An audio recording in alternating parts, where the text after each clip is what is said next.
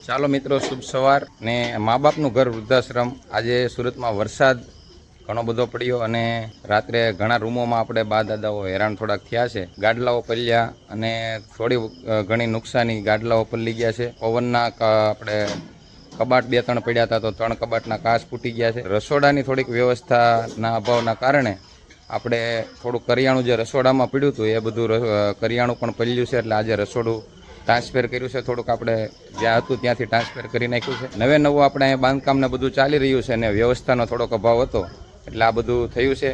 પણ પ્રભુ ઈચ્છા બલવાન હોય છે એટલે કાંઈ વાંધો નહીં, બધું સાજું થઈ જશે. અને બા દાદાઓને માટે આપણે થોડીક વ્યવસ્થા જે જરૂર છે એ આપણે આગળ થોડા દિવસોમાં પ્રયત્ન કરીશું કે થઈ જાય.